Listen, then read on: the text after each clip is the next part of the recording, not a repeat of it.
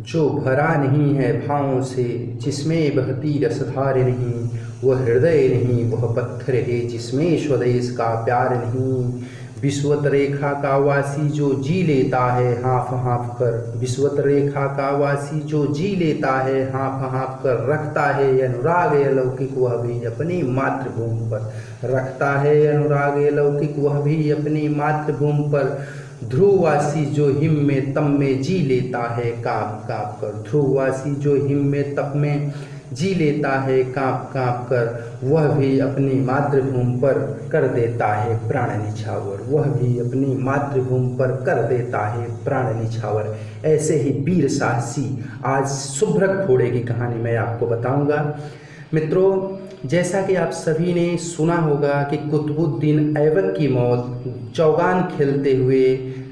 हुई थी, जबकि बात ये सच्चाई नहीं है। उसकी मौत हुई थी चौगान के खेल में, चौगान के मैदान में, लेकिन चौगान खेल खेलते समय नहीं, बल्कि चौगान खेल खेलने के लिए एक गलत नियति से, एक गलत सोच रखते हुए, गलत तरीके से वहाँ प्रस्तुत होना, फिर किसी दूसरे व्यक्ति को प्राणों की आहूति देने के लिए वहाँ तैयार होना, इस कारण उसकी मौत हुई थी। उस कहानी को मैं बताता हूँ। मित्रों, कहानी है ये मोहम्मद गोरी का जो चेला था, जिसको हम गुलाम कहते हैं, कुतुबुद्दीन ऐबक जब गद्दी पर बैठता है तो वो अपने राज्य विस्तार को बढ़ाना चाहता है और वो लाहौर से चलता है, आगे बढ़ते हुए कई राज्यों को जीतता हुआ वो मेवाड़ राज्य को पहुंचता है। जैसे ही मेवाड़ राज्य पर उसका आक्रमण होता है, मेवाड़ राज्य के जो साहसी सैनिक थे और वहाँ का राजा कर्ण सिंह उससे साहस के साथ बहुत लड़ाई किया, युद्ध किया, लेकिन अंत में उसे पराजय स्वीकार करना पड़ा और सैनिकों ने अपना समर्पण कर दिया। तो कुतुबुद्दीन ऐबक के द्वारा कर्ण सिंह को बंदी बना लिया जाता है और कर्ण सिंह को बंदी बनाने के बाद उसको लाहौर ले जाने की योजना बनाई जाती है। तब तक गुलाम कुतुबुद्दीन ऐबक की नज़र कर्ण सिंह के चमकदार घोड़े पर शुभ्रक पर पड़ जाती है। शुभ्रक को देख करके वह अपने आप को रोक न सका और मेवाड़ से उस घोड़े को भी अपने साथ ले गया, जिसकी प्रशंसा जितनी की जाए उतनी कम है। जैसे राणा प्रताप का चेतक था, उसी प्रकार से, उसी शौर्य से, अदम्य साहस से भरा हुआ शुभ्रक भी था।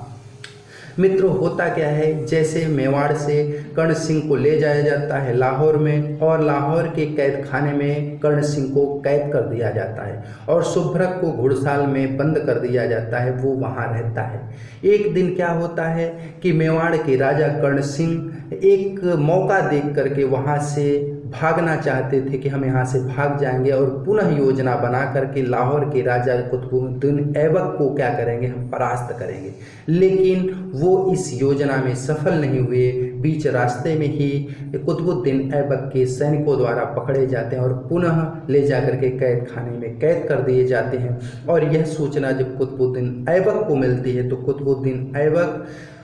ये निर्णय लेता है कि इन कर्ण सिंह को मौत की सज़ा दी जाएगी, वो भी मौत, खौफनाक मौत होगी। इनको कल चौगान के मैदान में ले जाया जाएगा और इनका सर कलम किया जाएगा और इनके सर से ही हम सभी लोग चौगान का खेल खेलेंगे। मित्रों, वही हुआ। दूसरे दिन चौगान के मैदान में उस सैनिकों के द्वारा कर्ण सिंह को ले जाया गया और कुछ देर बाद शुभ्रक पे सवार जो कर्ण सिंह का घोड़ा था उस पर सवार होकर के कुतुबुद्दीन ऐबक खुद वहां पहुंच गया और जैसे ही वह ऐलान करता है कि कर्ण सिंह के सर को कलम कर दिया जाए, तब ये सुनते ही उस घोड़े के रोम रोम में आग उबलती है और वह क्या करता है, हिनहिनाते हुए इतने तेज से उछल कूद करता है कि कुतुबुद्दीन ऐबक को अपने ऊपर से नीचे गिरा देता है और गिराने के बाद अपने टापों से उसकी छाती पे कई सारे वार पे वार करता रहा और जब कुतुबुद्दीन ऐबक की मौत हो जाती है तो उस समय अपने आप को मौका पाते हुए ही शुभ्रक तुरंत अपने मालिक, अपने राजा को, कर्ण सिंह को वहाँ से लेकर के, लाहौर से लेकर के मेवाड़ की ओर चल देता है। और उसकी रफ्तार क्या होती है, जैसे आपने पढ़ा होगा कि नदियाँ देखिए, नदियाँ आगे, नदियाँ बड़ी अपार, आगे नदियाँ पड़ी अपार, घोड़ा कैसे उतरे पार, राणा ने सोचा इस पार, चेतक तब तक था उस पार। जैसे नदी बहुत बड़ी थी, उसको कैसे पार किया जाए, राणा सोच ही रहे हैं, तब तक क्या होता है, चेतक उस पार चला जाता है। उसी वेग से शुभ्रक यहाँ क्या करता है कि लाहौर से अपने राजा कर्ण सिंह को अपने ऊपर सवार करके, अपने ऊपर बैठा करके वहाँ से चलता है और बीच में वो सांस नहीं लेता है और सीधे वो लाहौर से मेवाड़ आ जाता है। और मेवाड़ जैसे ही वो राजमहल के सामने आता है वहाँ रुक जाता है और रुक करके जैसे ही रुकता है कर्ण सिंह उससे नीचे उतरते हैं और उस पर हाथ सहलाते हुए उसका धन्यवाद साधुवाद ज्ञापित करना चाहते हैं। तब तक देखते हैं कि वो एक मूर्ति रूप में बन गया है और जैसे ही हाथ हटाते हैं वो घोड़ा नीचे गिर जाता है, अर्थात वो शहीद हो जाता है, अपने राजा के लिए वो शहीद हो जाता है, अपने प्राणों की न्यौछावर कर देता है, बलि आहुति चढ़ा देता है। और कर्ण सिंह इसी चीज़ को देखते हुए, उसकी शहादत को देखते हुए अपने उस घोड़े शुभ्रक की वहीं अपने राजमहल के ठीक सामने आज भी आप जा कर के देख सकते हैं, वहाँ शुभ्रक की क्या बनी हुई है, समाधि बनी हुई है, क्योंकि शुभ्रक ने अपना बलिदान दिया था, अपने प्राणों की आहुति अपने राजा के लिए, अपने राज्य के लिए दिया था। जैसे एक बार कैद हो गए थे, राजा कैद हो गया तो राज्य भी गुलाम हो जाता है, और राजा स्वतंत्र हो गया तो राज्य क्या हो जाता है, स्वतंत्र हो जाता है। तो अपने राज्य को स्वतंत्र कराने में उस शुभ्रक घोड़े के अदम्य साहस को देखते हुए वो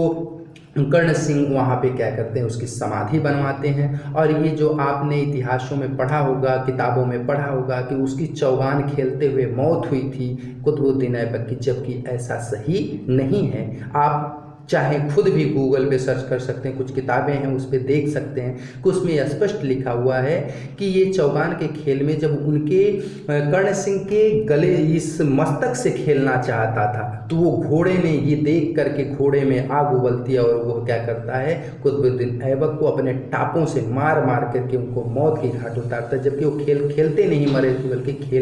गलत खेल की नीति बनाए थे, इसलिए उनकी मौत हुई थी। फिर मिलते हैं एक नई वीडियो के साथ, एक नई इतिहास के खुलासे के साथ। तब तक के लिए सभी मित्रों को जय हिंद, जय भारत।